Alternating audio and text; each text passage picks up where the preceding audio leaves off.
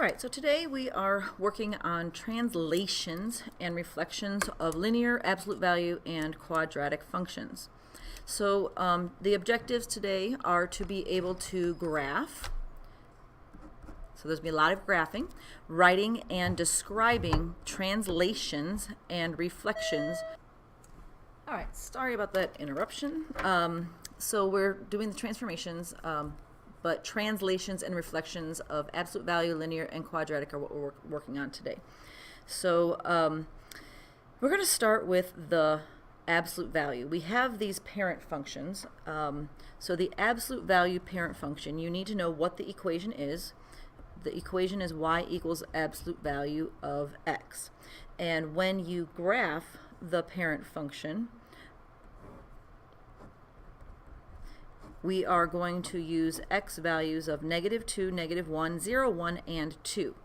And to find the y coordinates, you just take the absolute value of the x coordinates. So the absolute value of -2 is 2, the absolute value of -1 is 1, 0 is 0, 1 is 1, and 2 is 2. Well, some of you might be thinking, well, why is the absolute value of -2 +2 and +2 still +2? Well, the absolute value, what absolute value actually means is the distance from 0.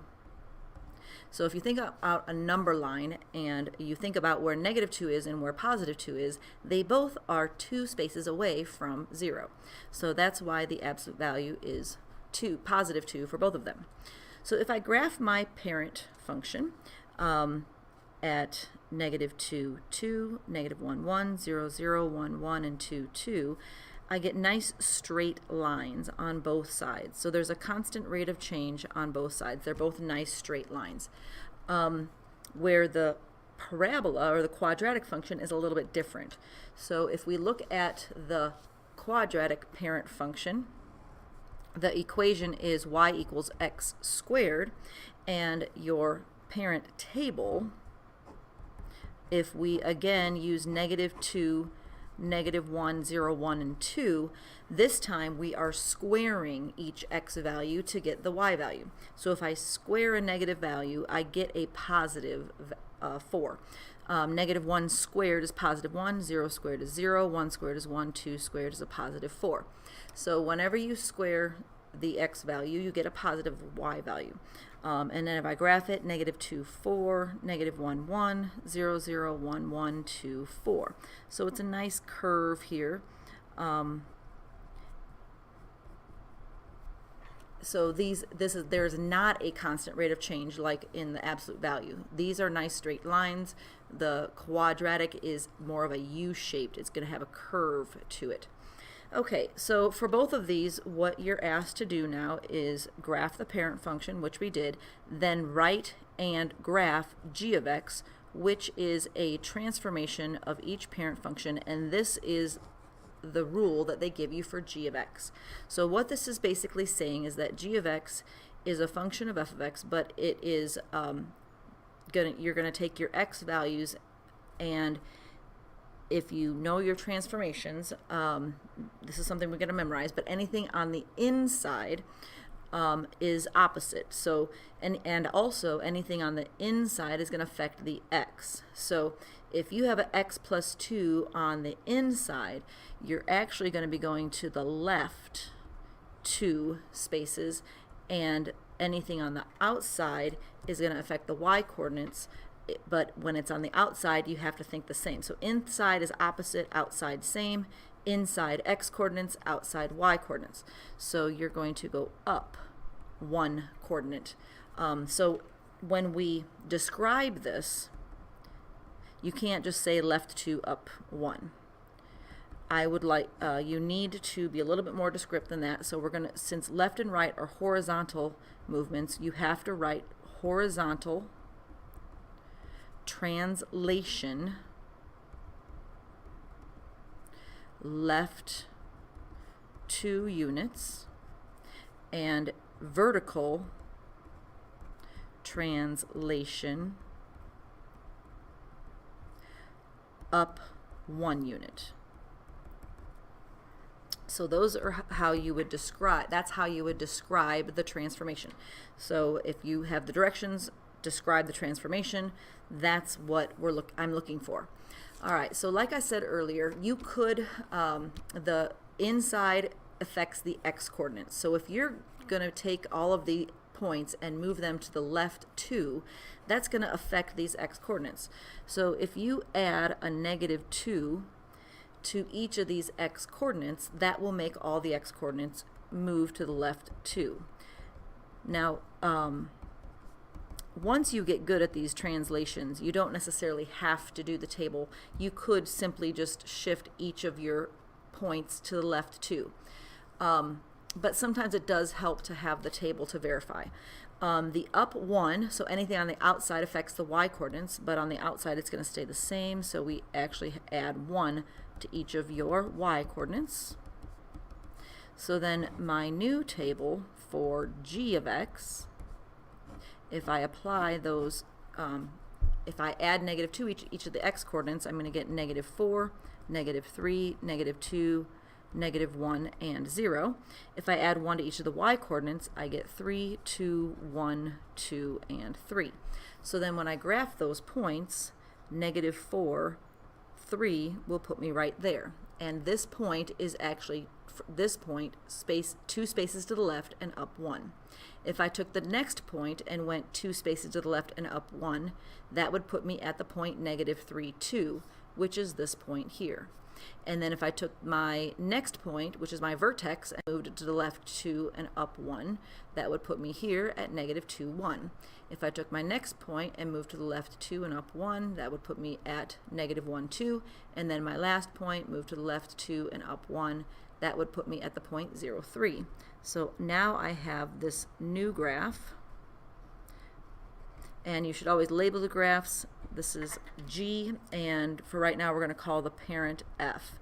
But the parent isn't always called F. Usually f of x is what we call the starting function, whatever you're starting with. Well, in this case we're starting with the parent function, so we're going to call it F. And my new function, I'm going to call it G. So the vertex is an important part of the graph, and this is the point -2, 1, where the vertex for the parent function is at 0, 0. The same is true with your absolute value. So if I do the same thing, if I add a -2 to make all of my x coordinates go to the left 2, and if I add 1 to each of my y coordinates to make them go up 1, I will get my new points, which will be -4, -3, -2, -1, and 0. So those x coordinates are the same as the other ones. But my y coordinates, 4 plus 1 will be 5. 1 plus 1 is 2. 0 plus 1 is 1, 2, and 5. So these are my new my new coordinates for my transformed graph at -4, 5, -3, 2, -2, 1, -1, 2, and 0, 5, which if you compare these coordinates or these points to each of the original points, this point to the left 2 and up 1 is right there. This point goes to the left 2 and up 1. The vertex goes to the left 2 up 1. This point goes to the left 2 and up 1. This point to the left 2 and up 1 gives us all of those points. So it maps from the one to the other. So again, it's a horizontal translation, left 2 units, and a vertical translation, up 1 unit. Our vertex is still the point -2, 1, but your graph is no longer an absolute value graph. It's a quadratic graph, which does not have straight lines on both sides. All right, the other thing that you might be asked to do is write the equation. So when I'm writing the equation, we're going to use this as a model, but instead of f, since I know that this is an absolute value function, we don't need the f anymore. So we're going to call this, but we're still going to call it g of x, but we don't need the f, and we're going to replace the parentheses with absolute value signs. But the x plus 2 on the inside will still be x plus 2 on the inside, but it's inside of absolute value signs rather than parentheses. And we could get rid of the f because we know what type of function it is. We use the f when we are speaking in general terms. So this is called a general function when we write it this way. And then the plus 1 goes at the end. So this is the equation for g of x, the absolute value g of x. And then the quadratic one you're going to see is very similar, but instead of absolute value signs, we are going to have parentheses. And to show that it's a quadratic function and not a linear or an absolute value, we have to have a square. So the x plus 2 does have to be on the inside of the parentheses, and the square needs to be on the outside, and then the plus 1 at the end. So that is this function g of x. All right, domain. Domain is your x values, or what you can put into the equation for x.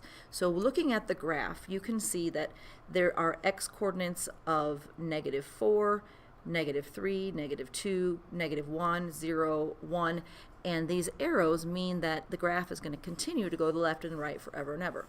So whatever negative number we use or positive number we use, we can always substitute any negative number, positive number, or 0 in for x. So as far as our domain goes, anything can be plugged in for x. So we use this symbol called for all real numbers, which looks like a capital R with a line through it. Make sure that you're writing the symbol correctly, but that means all real numbers. So if you're not comfortable in writing the symbol, you can always write all real numbers out, but writing the symbol is a lot easier. Now range. Range is your y values. So if you look at the new graph for g of x, there are no points that have a y coordinate of 0 or -1 or -2 or anything below +1. But it does keep going up, so there will be y coordinates of 2 and 3 and 4 and 5 on forever and ever. So your y coordinates are everything that's greater than or equal to the 1, which is the y coordinate of your vertex. So the range is y greater than or equal to 1. And the same thing, you'll have the same domain and range for your quadratic equation. Because even though it does mostly go up instead of right and left, it is going to continue to move left and right forever and ever. So there will be x values that are to -infinity and a +infinity, including 0. So there's no restrictions on what x can be. So domain will be all real numbers, but our range again will be y's that are equal to -1 or +1 and a greater than. So y greater than or equal to +1, because 1 is the lowest y value, everything else is above that. One other thing that I wanted to point out, that when we start looking at transformations, I'm going to call whatever's on the inside your h and your k. So your transformed function, your general, if we look at the reference sheet, you do need to memorize what everything does. So the h and the k is what we're focusing on today. So whenever you're adding or subtracting something to the x coordinate on the inside, or the x value on the inside, that is called a horizontal translation, right if h is positive, left if h is negative. However, keep in mind that h is the opposite of what is in the equation. K is the variable that we use to represent the vertical translation, up k units or down k units, and if it's on the outside it stays the same. So if it is plus, it does go up. If it's negative, it does go down. But when you have the horizontal, h is always the opposite of what's in the equation. So if there's a -3, it's actually going to the right, where if it was a +3, it would actually be going to the left. So I'm going to call these values in here h and k a lot of times, and the textbook does also. So your vertex will always be the point hk.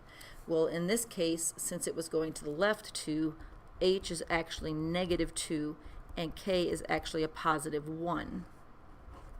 So since h is -2 and k is +1, our vertex ended up being -2, +1 in both of the cases, -2, 1. Okay, so that takes care of translations for the absolute value and the parabola or quadratic. We will see some linear ones also, but not right now. The next thing we want to focus on is reflections. Reflections in the x-axis or even over the x-axis versus reflections in the y-axis. So when you graph the graph of the function y equals negative f of x, so notice where the negative is. It's in front. You could also say that y equals -1 times f of x. So when you have a negative in front, that's the same as -1 times f of x. It is called a reflection in the x-axis. However, when you look at the graph, let's just, okay, so looking at, say, a point, so this is f of x here, y equals f of x here, so this is a line. If we have, say, a point at +2, 2, and we are reflecting it over the x-axis, like right here, this point, so 2, 2, this would be the point to -2. So notice what is changing. The x-coordinate is not changing.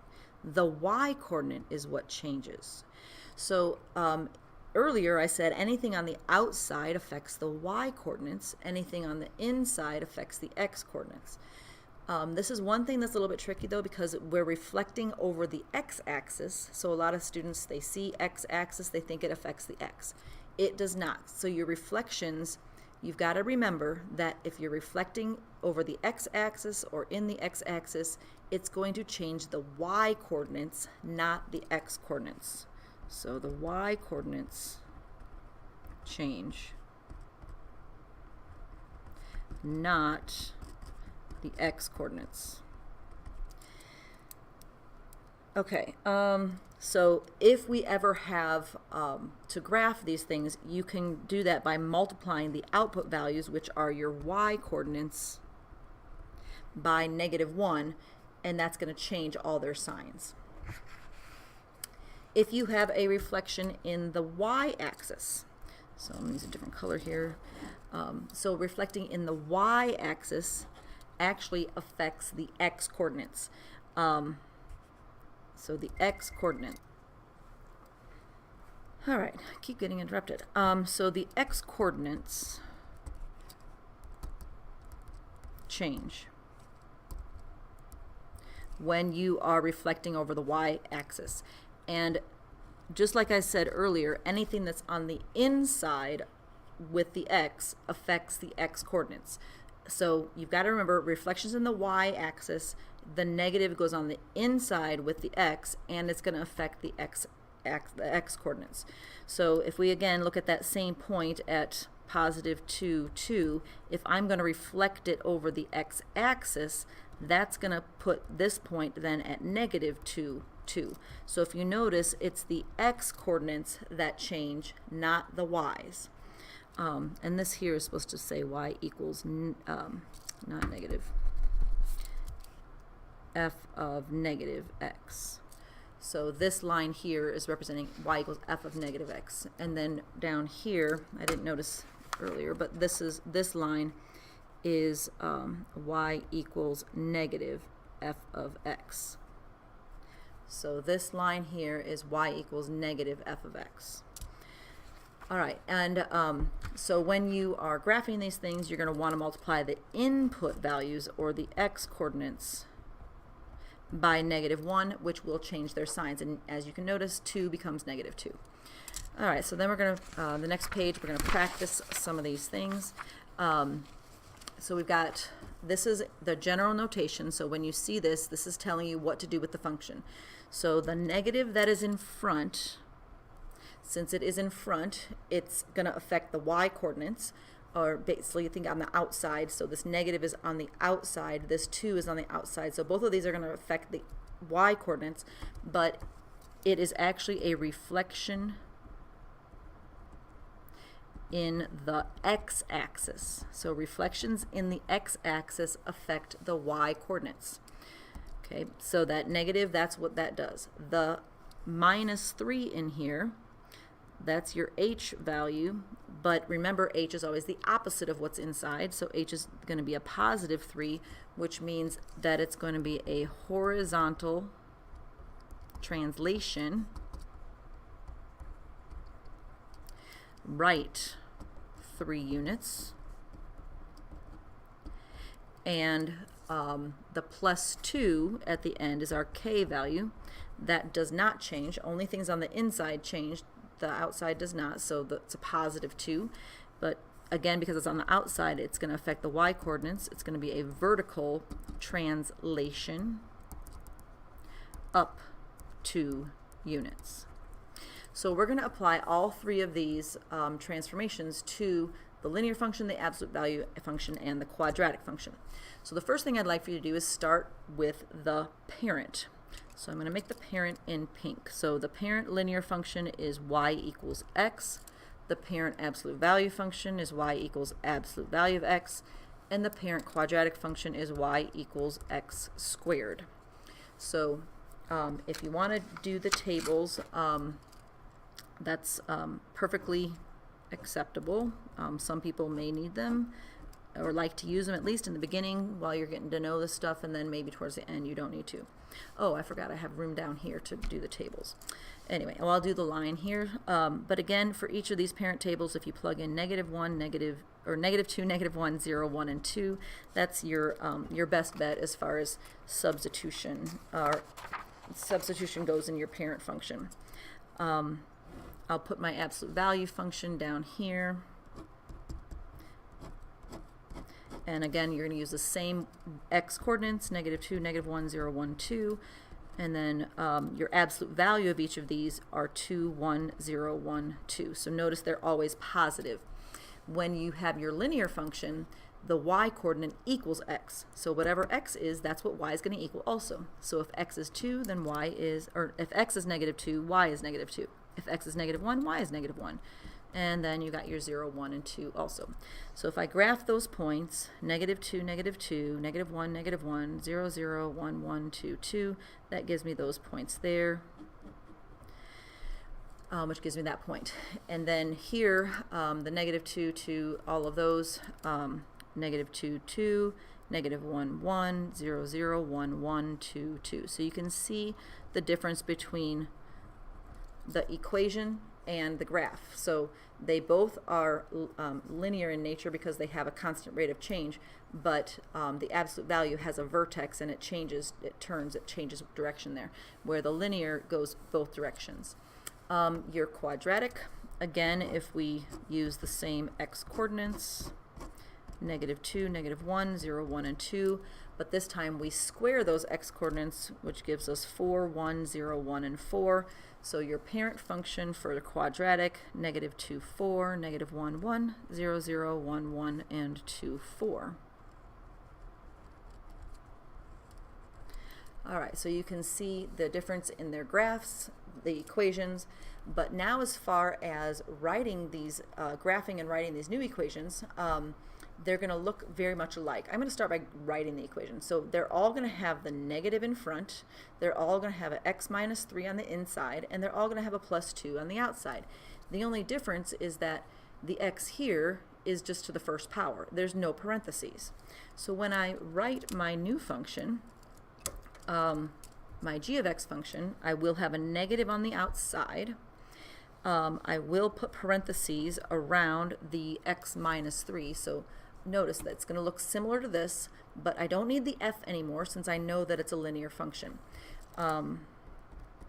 So x - 3 in parentheses and then +2.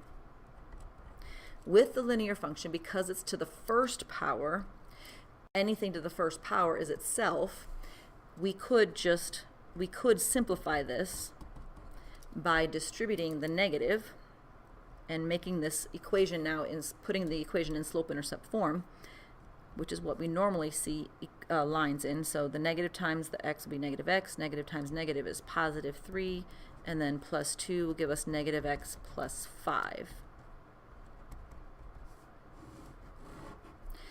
Okay, so the graph, we could just graph the equation -x + 5 at a y-intercept at 0, 5, and your slope would be -1 over 1, which means it's going to go down 1 and to the right 1 of 5. So I could start at 5, and then from there go down 1 to the right 1, down 1 to the right 1, and keep going until I can't go anymore. And there is my function g. So with linear functions, you can just use the y-intercept and the slope the way you've always been taught to graph. But if you are uncomfortable with that, you could apply the transformations that we're doing. So anything, like I said, on the outside affects the y-coordinates. Since that negative is basically a -1 that's being multiplied, you would multiply the y-coordinates by -1 first. That would, by doing that, you're going to take all of these points and reflect them over the x-axis. So that's going to change the sign of all of the y-coordinates. And then also on the outside we have this +2. So after we multiply them by -1, we're going to add 2 to each of them, and that will make them go up 2. So multiplying by -1 will reflect the graph over the x-axis. Adding 2 will make the graph go up 2. But we also have the x minus 3 on the inside, which means that h is actually +3 and it's going to the right. So to make the graph go to the right, we're going to add 3 to each of the x coordinates. So my coordinates now for my new function, which I've already graphed, but these coordinates should be on that line. 3 plus -2 is 1, 3 plus -1 is 2, 3 plus 0 is 3, 3 plus 1 is 4, 3 plus 2 is 5. And then with my y-coordinates, make sure that you multiply before you add. So when you multiply -2 times -1, you get a +2, plus 2 is 4. -1 times -1 is a +1, plus 2 is 3. 0 times anything is 0, plus 2 is 2. 1 times -1 is -1, plus 2 is +1. 2 times -1 is -2, plus 2 would be 0. So there are my 5 points, and if I were to graph these 5 points, they should be on this line. Well, let's see. The point 1, 4 is right there. The point 2, 3 is right here. The point 3, 2 is right there. 4, 1, and 5, 0. So those do all lie on that line that had a y-intercept of 5 and a slope of -1. Okay, so that's writing and graphing the linear function. Well, let's do the same thing for absolute value.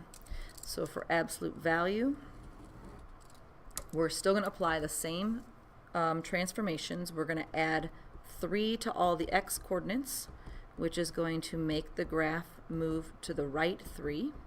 We're going to multiply all the y coordinates by -1, which is going to make them reflect over the x-axis, and then we're going to add 2 to each of the y coordinates, which is going to make them all go up 2.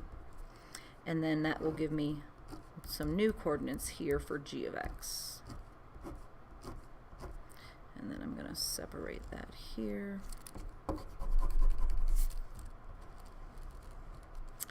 Okay, so with my x coordinates, when I add 3 to each of these values, I'm going to get 1, 2, 3, 4, and 5. When you're multiplying by -1, or multiplying at all, make sure you multiply before you add. So 2 times -1 would be -2, plus 2 would be 0. 1 times -1 is -1, plus 2 is 1. 0 times anything is 0, plus 2 is 2. And then we're going to get -1 plus 2, which is 1, -2 plus 2, which is 0. So I'm going to graph these 5 points at +1, 0, 2, 1, 3, 2, 4, 1. Oops, I guess you can't see that. And 5, 0. So this is our new graph, and we're going to label it G. I should label this other one. Oh, I did label it G. And this is my parent. We'll call it F. But notice that the graph does flip over, which means it was had a reflection over the x-axis. The vertex moved from 0, 0 to the point 3, 2, which again, what's my the h was 3, the k was 2. So if your h is 3 and your k is 2, your vertex is going to be the coordinates 3, 2. And then as far as graphing, or writing the equation, it's going to look exactly the same as this one and exactly the same as this, but there will be no f, and instead of parentheses, we'll have an absolute value. But the negative or the -1, whichever you want to put on the outside, will be there. And then absolute value, x minus 3, is on the inside, and then plus 2. And then comparing, so you can see the difference. You still have the -1 in front being multiplied. Instead of parentheses, it's absolute value, but you still have x minus 3 and a plus 2. So the quadratic will look very much like these also. You're going to have the negative out front, but instead of absolute value, you'll have parentheses squared. On the inside, we'll still have x minus 3, and on the outside, you'll have a plus 2. As far as the transformations, you got the same thing going on. It's just you have a different parent to start with. The x-coordinates are the same, but you'll notice the y-coordinates are not. But we still want to make the graph go to the right 3, so we're going to add 3 to all of the x-coordinates. We're going to want to reflect it over the x-axis, which means we're going to multiply the y-coordinates by -1. And then after that, we're going to add 2 to make all of those points also go up 2.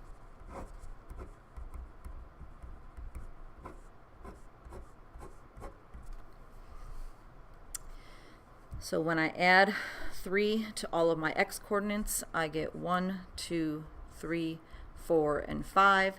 When I multiply my y-coordinates by -4 and add 2, that will give me -4 plus 2 will be -2. -1 plus 2 is 1. 0 plus 2 is 2. -1 plus 2 is 1. -4 plus 2 is -2. So then when we graph them, I get the point 1, -2, 2, +1, 3, 2. Whoops, that went up too far. 3, 2, 4, 1, and 5, -2. So again, you can see the parabola is opening down instead of up, which means it reflected over the x-axis. The vertex, instead of being at 0, 0, now is at the point 3, 2, which again is our h and k. So you'll see all of these similarities as we do more of these things. All right, the next example, we are doing another reflection, but this time we are reflecting over the y-axis.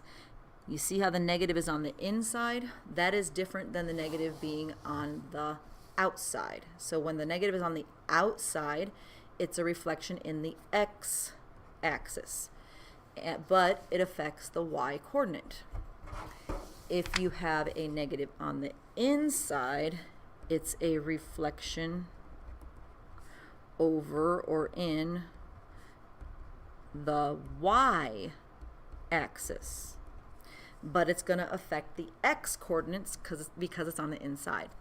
You have this -3, which is your k value, and that is going to be, since it's on the outside, it's a vertical translation down 3 units.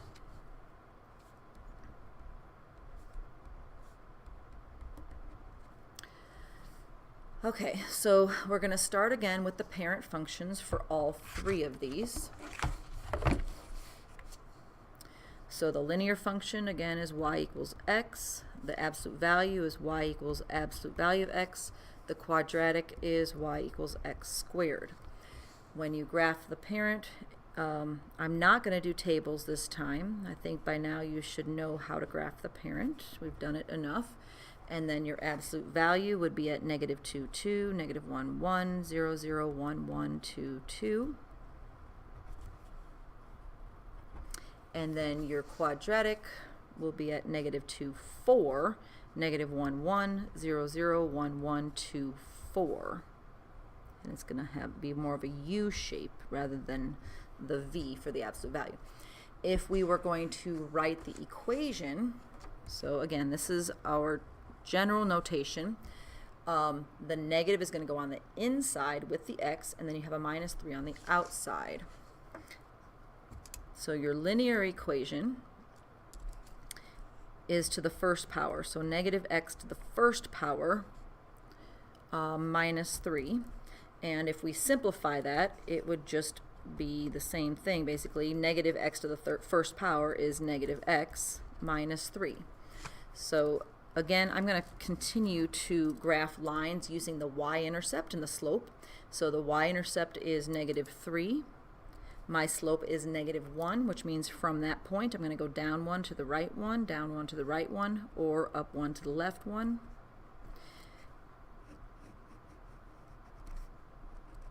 So that is my g function. My original one was f, or the parent, but I'm going to also show you another way to graph these without the tables. And that's by, if you know what the transformations are, you can reflect each point across the y-axis and then simply go down 3. So if I were to take, say, this point and I reflected it over the y-axis, it would put me here. But then I would have to go down 3, which would then ultimately end up here. If I took this point, which was 2 spaces to the right of the y-axis, and reflected it over the x-axis, or the y-axis, it would put me at negative 2. But then I would have to go down 3, which would put me there. I can do the same thing with the points down here. So this point was 2 spaces to the left, so if I reflect it over the y-axis, it's going to put me 2 spaces to the right, but then I would go down 3, which ends up there. So I still have that same line. If you are not comfortable doing that on the graph, you can still use the table, starting with the parent, negative 2, negative 1, 0, 1, 2, y equals x, so y is negative 2, negative 1, 0, 1, and 2 also. But because we're reflecting over the y-axis, it's going to affect the x-coordinates, so we would have to multiply the x-coordinates by negative 1 to make them reflect over the y-axis. And then to make them go down, the points go down 3, we would subtract 3 to our y-coordinates. And also, once again, if it's on the inside, it affects x. If it's on the outside, it affects y. Those are all things that you'll have to memorize. So if I multiply all of these x-coordinates by negative 1, it's going to change their signs to positive 2, 1, 0, negative 1, and negative 2. My y-coordinates, if I subtract 3, will be negative 5, negative 4, negative 3, negative 2, and negative 1. And if I graph these 5 points, positive 2, negative 5 puts me right here. 1, negative 4 is right here. 0, 3, negative 1, negative 2, and negative 2, negative 1. So again, we get that line. All right, so absolute value. One thing you'll notice about the absolute value and the quadratic functions, if you reflect this point across the y-axis, you get this point. If you reflect this point across the y-axis, you get this point. If you reflect this point across the y-axis, you get this point. If you reflect this point across the y-axis, you get that point. So will there be any changes if we reflect to the graph if we reflect it over the y-axis? Well, no. So I'll show you algebraically how that works also, but if you look at the graph and you reflect the graph over the y-axis, you're just going to have the same graph that you started with. So really the only thing we need to do with this graph, since reflecting it over the y-axis is not going to make any changes, we just have to simply move it down 3. So just take your vertex, move it down 3, and all of these, and move it down 3, which will give us this graph. So that's our G. So algebraically, if we were to write g of x equals absolute value, put the negative x on the inside, and then the minus 3 at the end, we could actually simplify our absolute value. There are properties of absolute value that say that absolute value of negative x equals the absolute value of negative 1 times the absolute value of x. And then you got this minus 3 afterwards. So you can actually factor out the negative 1. And then the x would be in the other. So negative x factors into negative 1 times x. If you take the absolute value of negative 1, you just get 1. So that's why whether you have a negative x in the absolute value or just a x in the absolute value, you're going to get the same result.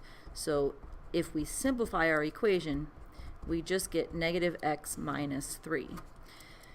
Because again, that negative x, when we factor it out, just becomes positive 1 times absolute value of x, which is absolute value of x minus 3. Okay, the last one here, the quadratic.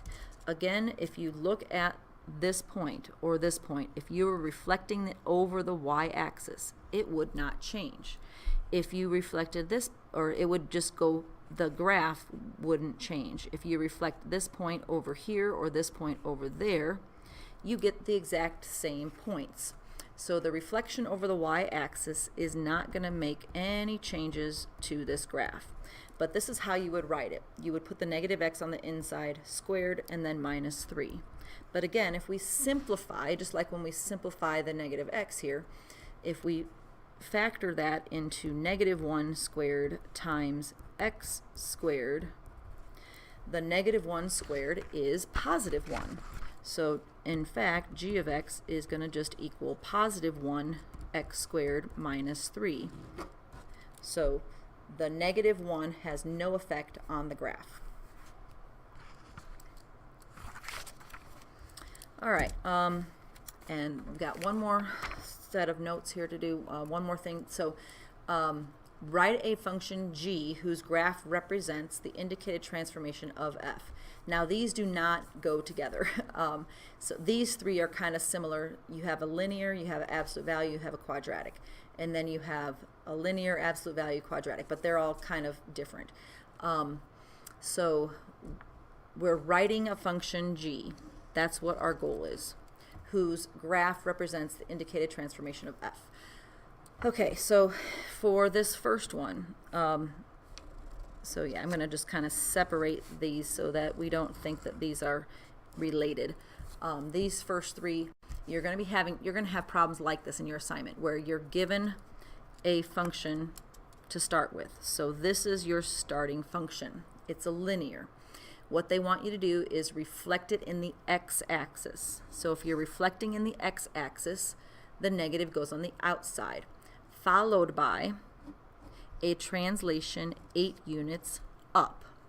So the reflection in the x-axis means I'm going to put a negative in front, or take negative 1 times my original function. And then translation 8 units up means that my k value would be 8, and I would add 8 at the end. So if I simplified it, it's just going to be negative x plus 8. So g of x equals negative x plus 8 would be a reflection of the x-axis and a translation 8 units up. The next one, we start with an absolute value function. So if you're starting with an absolute value function, you should end with an absolute value function. Again, it's a reflection, but this time, it's still over the x-axis. So if it's a reflection over the x-axis, it goes on the outside. So it's negative 1 times the absolute value of x, but then it says followed by a translation 7 units to the left. So that's gonna, the horizontal translation 7 units to the left is we're gonna have to write that on the inside. Now I do have a reference sheet for you that has writing transformed functions. So when you have vertical translations, you simply add or subtract k units up or down to the end of the function, which we did that. But if you have a horizontal translation where you're shifting right or left, it's going to change the x coordinates. Notice that you're going to replace the x with x minus h. So if you have If you're going to the right, x minus 3, you're going to replace x with x minus 3. If you're going to the left 3 units, x minus a negative 3 is actually x plus 3, so you would replace x with x plus 3 if you're going to the right. But the idea is here that you replace the x's in the function with x minus h, where h is the number of units that you're moving right or left. So if we're moving 7 units to the left, it would be x minus a negative 7, which would make it x plus 7. So we're going to replace the x with x plus 7 in the absolute value sign. So that's how you would write that one. And then the last one here, you've got a quadratic equation. So again, if you start with a quadratic equation that has an x squared, you have to end with a quadratic equation that has something that's squared. Reflecting of the x-axis puts a negative in the front, followed by a translation 6 units to the right. So again, 6 units to the right, that's going to be on the inside, but no absolute value signs. We're going to have parentheses squared to show that it's quadratic. Well, in order to make it 6 units to the right, on the inside, you actually have to have x minus 6. So notice it's the opposite. Right is positive, and the h value would be a positive 6, but in your equation, it's always the opposite. And then the 5 units down, that's a vertical translation, so we simply add or subtract at the end, but since it's down, we're going to subtract 5. So that's how we would write that equation. So here we had a reflection over the x-axis and going up. Here we had a reflection over the x-axis going left. Here we had a reflection over the x-axis going right and down. So different reflections, also up, down, left, and right.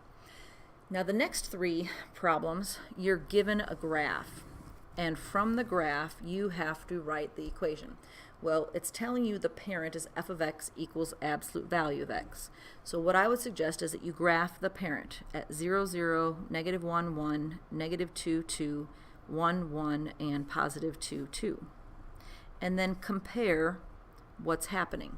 So from this parent function, the vertex, you can see, moved down 2 and to the right 1. So if you're going down 2, then your k is going to be a negative 2, and we would have to subtract 2 at the end of our function. If you're going to the right 1, then h is positive 1, but inside the absolute value, you have to have the opposite. Now, are all of the points doing the same thing? Well, if I shifted this whole thing down 2 and over 1, that would give me this graph. So if I took this point and moved down 2 and over 1, that would give me another point.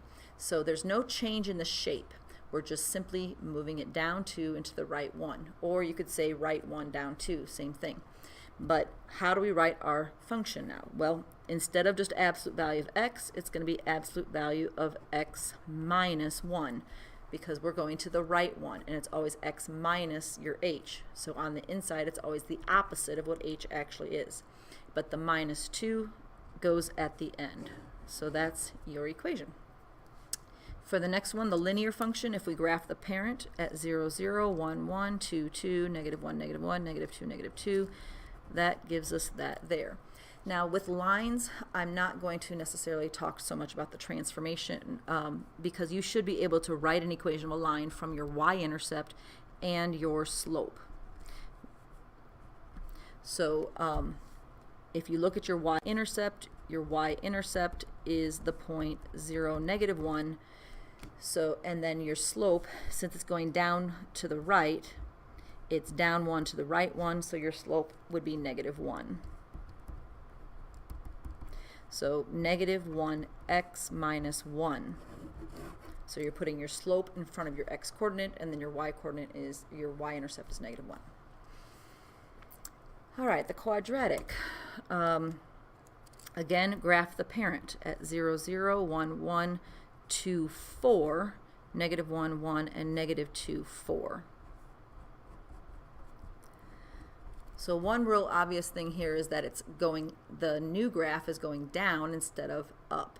So that is going to be a reflection over the x-axis. So obviously it's going to reflect over x-axis, which means we're going to have a negative in front.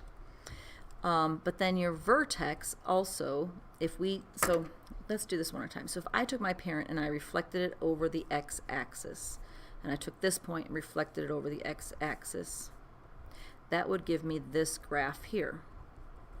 So besides reflecting over the x-axis, what else is happening? Well, the vertex is going up 3. Are all the other points going up 3? Well, yes. This point, if I went up 3, would put me here. This point, move it up 3, would put me here. So there's a reflection over the x-axis and a vertical translation up 3. So not only do we have a negative in front, but we have to have a plus 3 at the end to make it go up 3. But as far as the x squared, that's not going to change because there's nothing happening to the x coordinates. All of this is happening to the y coordinates, so it would all be on the outside. All right, the next one here, we have g of x, which is down here. And we have a review of the constant function. So your constant function is, the parent is y equals 1, or f of x equals 1, which is a horizontal line that goes through the y-axis at 1.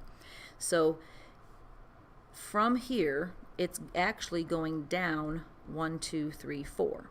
But when you're naming it, since it's crossing the y-axis at -3, it's just y equals -3 or g of x equals -3. It's just a constant, no x at all.